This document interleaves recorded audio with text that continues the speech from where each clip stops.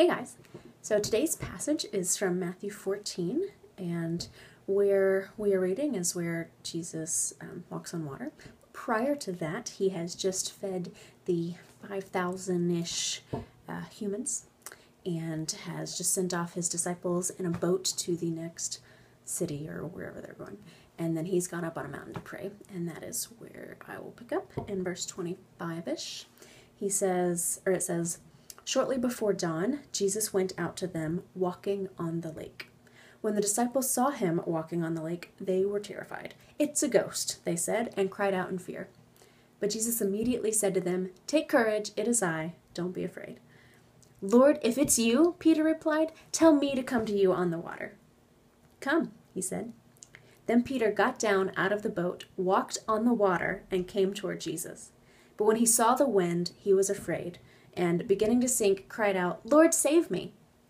Immediately Jesus reached out his hand and caught him. 'You have little faith,' he said, 'why did you doubt?'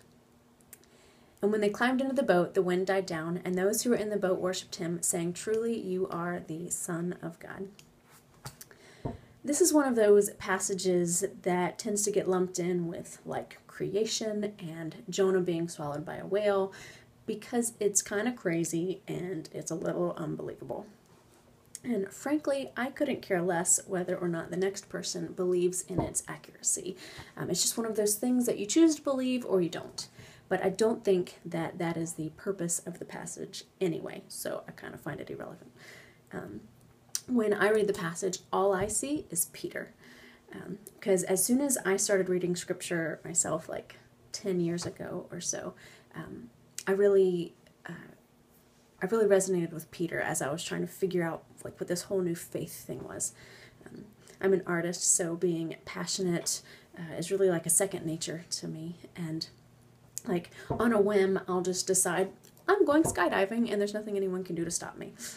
Or I will hear about a neighbor whose like house just burned down or something, and I will just drop everything. I will kind of stop my job for a couple of weeks and just help them figure it out, and I will just deal with the consequences, like the financial consequences, when I'm finished.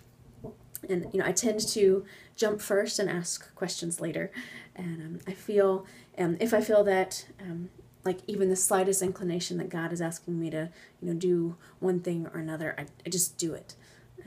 Faith just seems to be easy for me for whatever reason, and it kind of has been ever since I decided to believe to begin with.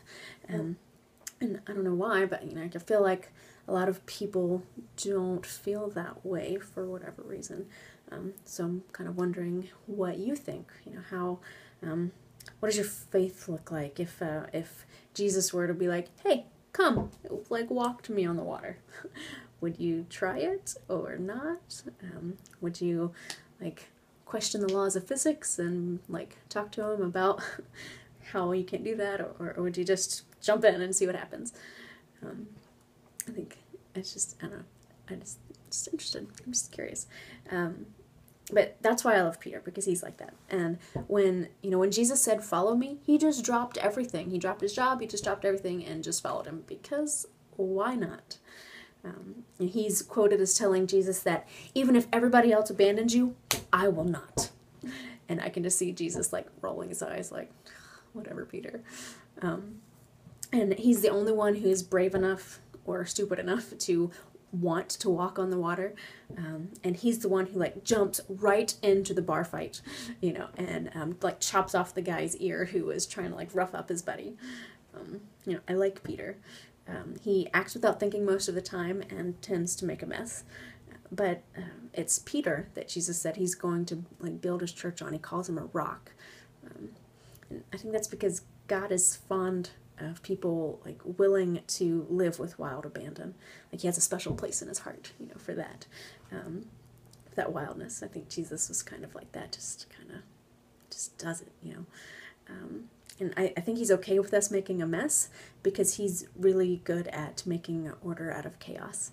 And I think he probably enjoys it because he's an artist too and just loves like creating, I think. I don't know. Maybe I'm totally wrong and he prefers a well laid out plan. What do you think? Do you think he prefers chaos or prefers a plan? And, I'm sure life would be a lot easier with, with a plan. But I tend to think that having a messy life, because I've said yes to something God asked me to do, is better than having an easy life because I ignored him. I don't know, just a thought. But I'm going to finish with a poem that a friend of mine wrote several years ago. Anytime I'm kind of wondering whether or not I should do, the next big thing or whatever, I tend to go back to this poem. Stephen Roach is his name, and he says, "Get in the water, ankle deep, push out a little, waist deep. Come further, lift up your chin, stand on your toes, keep coming. It's over my head.